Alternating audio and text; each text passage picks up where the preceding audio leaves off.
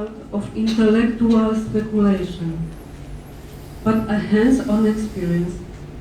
Old masters show us that real cognition is achieved through acting, not just the rational comprehension of the idea. Having made many attempts and mistakes, I have constituted this opinion as a basis and starting point for my creative activity. For nearly 4 years, since November 1995 till May 1999, I was participating in an international research project called Women's Rituals. It went off periodically in Germany and Canada.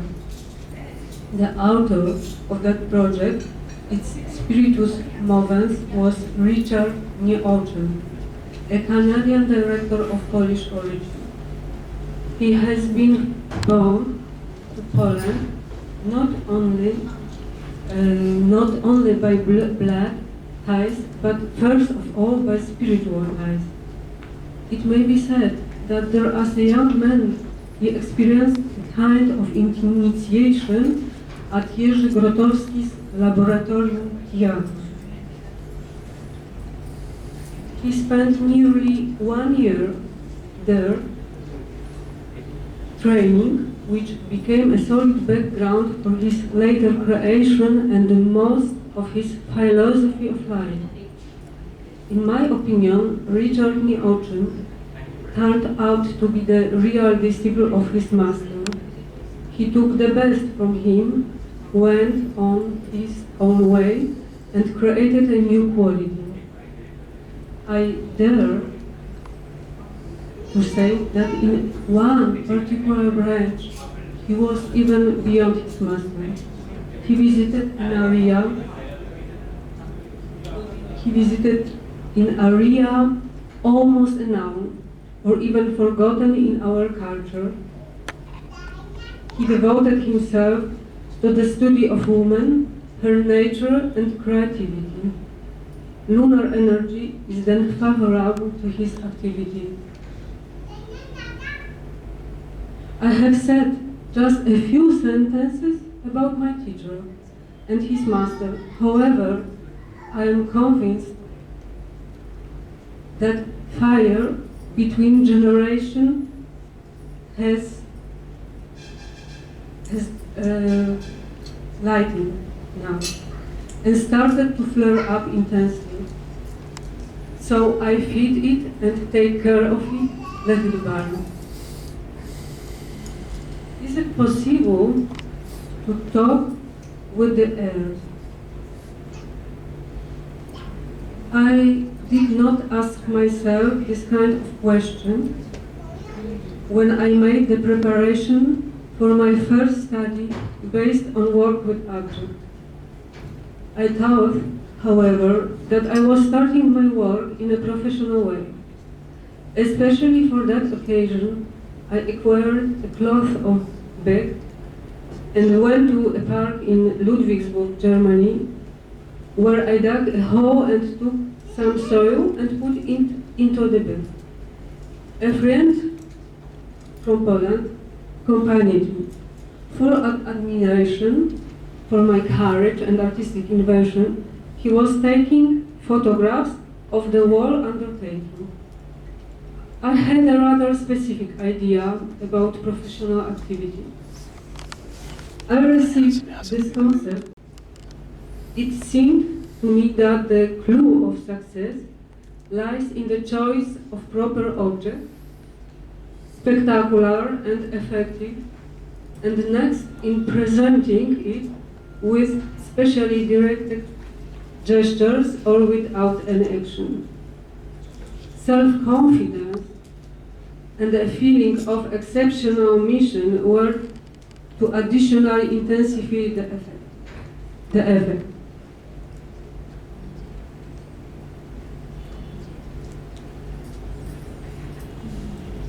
That evening, I worked as last in the group.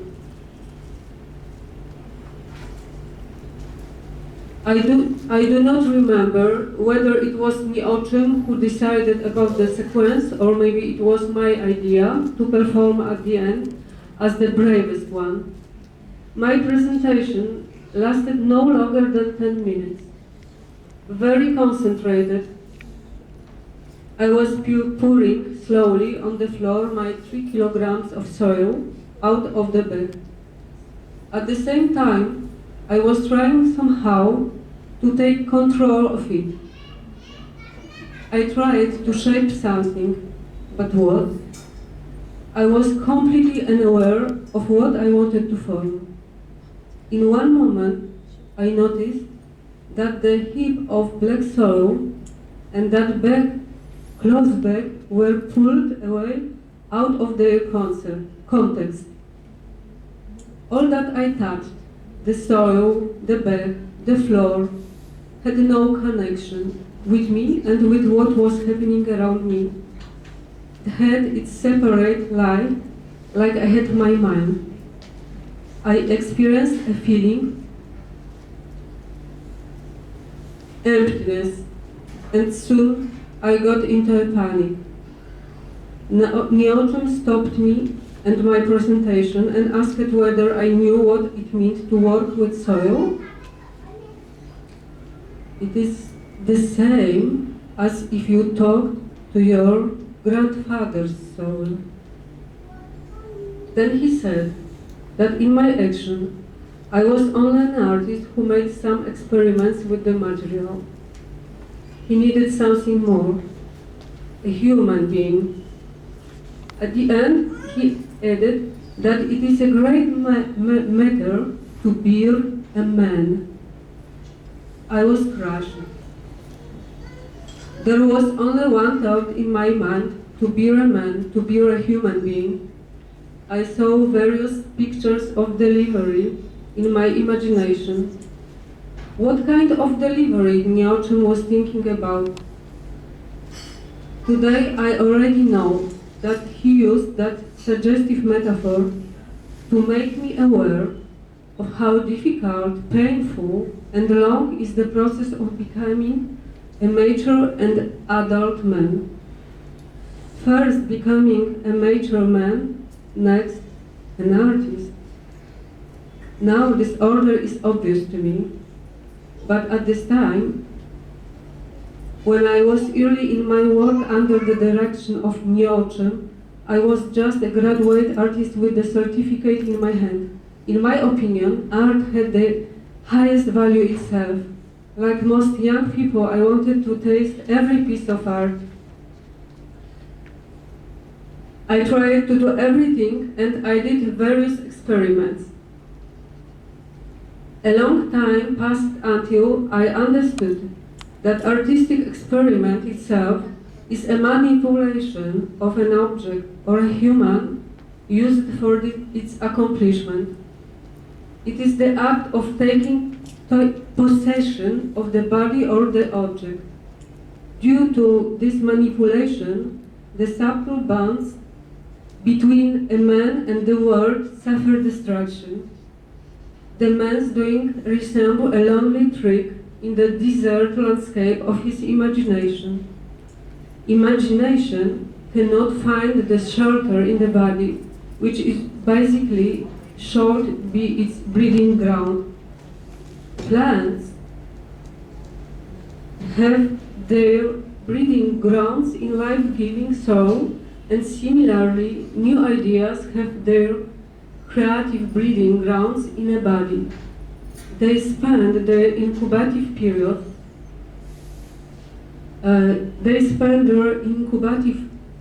There. They grow up in the body and shows themselves by the body in many ways. For instance, breathing, motion, gesture, voice. If my imagination was only the creation of the mind, I could now call myself with sorrow an intellectual monster. Fortunately, it is not like this. After some years, I have now got the contact with my body and imagination back. However, it is not given to me forever. This process is proceeding, and sometimes it seems to be the struggle for survival. The experience with the soil, which I described, was important and the case stage in my work with the body and object. After some time, the turn of my meeting came to work with another element, almost a noun and strange for me. Fire the friend, wilderness training. I spent nearly 2 months in the wilderness of Canadian lakes and the forest. My stay during an extremely hot summer in 1997 was neither nor survival camp, which is so popular in many countries. I went there to get back to my roots and to reconstruct spiritual communication with the elements. By my roots, I do not mean ancestors on the distaff or spear side. I mean my body and all that has ever been connected with it, nature.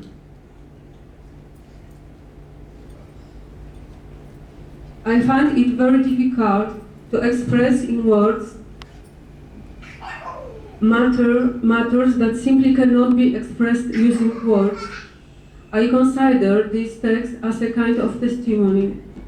That is why I will try to talk in moderation about my experience in order not to disturb the silence of the wilderness. Jane O'Reilly, the actress of the Le Contre-Courant Theatre, was at the beginning of my guide on the wilderness. Nie o czym came from time to time. Actually, he traveled by canoe to bring us bread or good advice. Jane taught me very precise things, like picking wood for firing a stove, lighting the fire, navigating a canoe, and transporting it. She showed me how to be awake and how to react to what I saw and heard around me. I worked with fire several a day.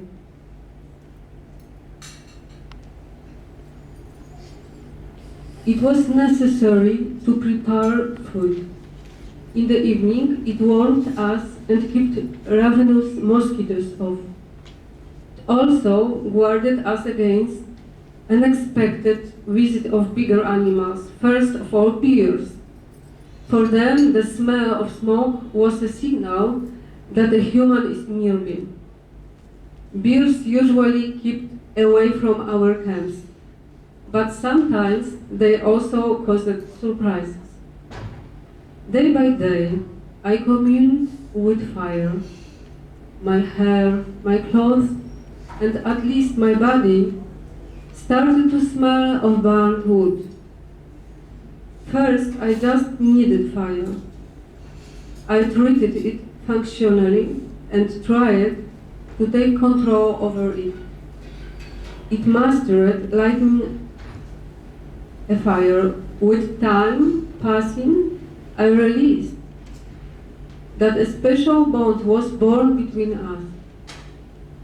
The feeling of disease that I had for the previous 2 years broke down and was recycled in the kind of solid establishment. Day by day, I walked more and more surely. The fire burned in my body, a very strong and physical feeling. One day, Jane offered me the all-night vigil. In the evening, we went by canoe to a particular place we had found before. It was a sandy, tiny cape full of dry wood. It was almost white and looked like bones of prehistoric animals. We spent spent the whole night there till dawn. At the beginning, we watched the fire together. We baked slices of bread, brewed and drank black tea. We talked of only necessary things, so we could take delight in the silence. And next, we watched and slept alternately. Until now, I do not know how it happened that our cycles of being active and relaxed were so perfectly synchronized. We led a kind of a dialogue without saying any words. When Jane woke up, I fell asleep. When Jane slept, I was absolutely watchful. What was that vigil? To me, it meant being careful for feeding the fire as well as a state of being open and listening. I mean being open to something endless and colorful, something that may cause the feeling of dread and irrational fear, because previously a human was separated from it. It may be named in many ways. It does not matter whether it will be named universe, cosmos, or anima mundi. It will always remain a mystery. One needs participation and being present to discover this mystery for himself. I am deeply convinced that the human who takes part in the mystery does not feel the need of calling this phenomenon by name. It is the same in my case. I received a great gift from wild nature. That gift I took with silent gratitude. Generosity of nature that gives us its goods is unimaginable. I feel a deep joy when I may share these gifts with my friends and with people whose hearts and minds are open to sounds, pictures, and smells of wild nature. After leaving the wilderness, I never met Jane again. The fire did not leave me. It kept on burning inside me. Once blazed, even in moments of fading, it remained hid. However, there was a lot of study in front of me. I still had to learn how to deal with fire. Also, on this subtle, intimate, and unseen level.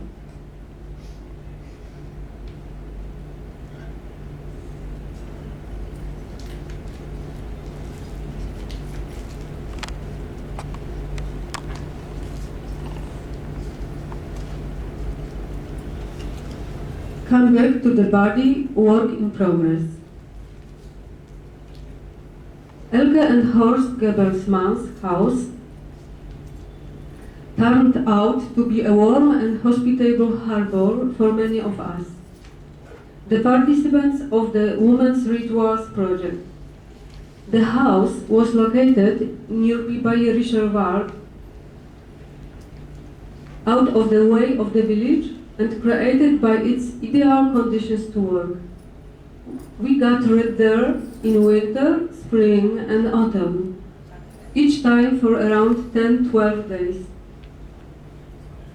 I was active with the others in the area of the work with the body. I discovered at that time many important things for me connected with my personal development and with life in a community. However, confessing them now would be particularly out of frame of this text. After coming back from wilderness, I kept on working with fire in Bayerischer Wald. Having experienced the wilderness, I saw new possibilities for my work. Something that had been invisible for several months suddenly produced a tangible fruit. The process of a change in the wilderness was quick and one may say violent. My belly, flat until that time, rounded out.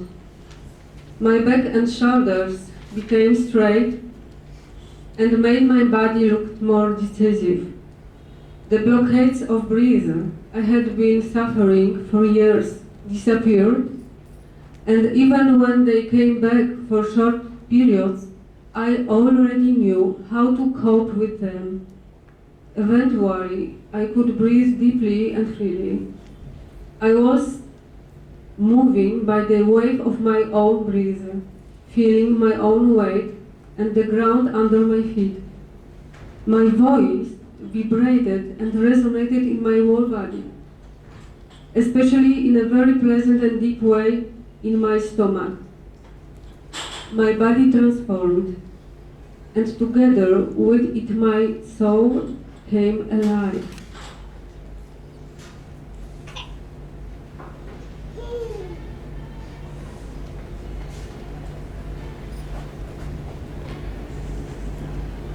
Nieoczym observed my actions from a certain distance, but with full attention.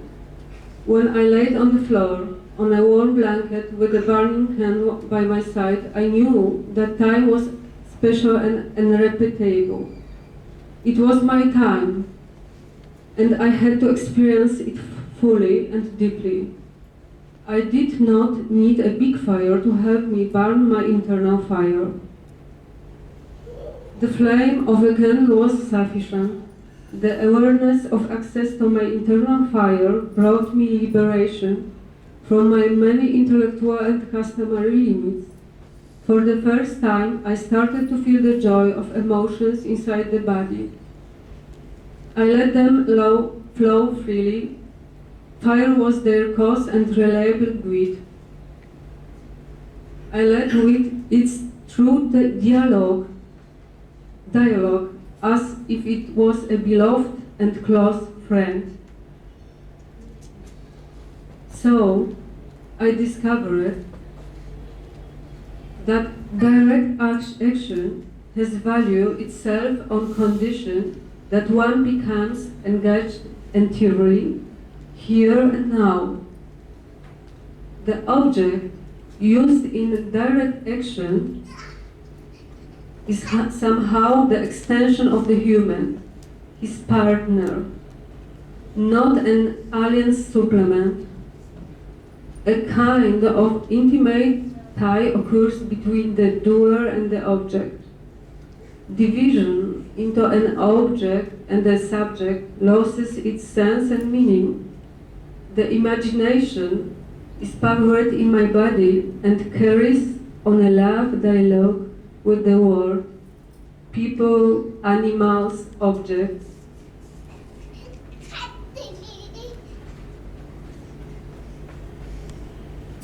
Critical errors. My dialogue with fire had a very erotic meaning. The etymology of the word eroticism is very old as our Mediterranean culture. Who nowadays recollect the myth of Eros and Psyche? Who is eager to do some effort in order to understand it? Our civilization builds new pop mythologies. It is said that nowadays almost all is considered in the categories of functionalism, and also women's eroticism is associated with sex and biology. If one removes the burden of functionalism and utility from it, it may reveal a new multidimensional and colorful face. In the third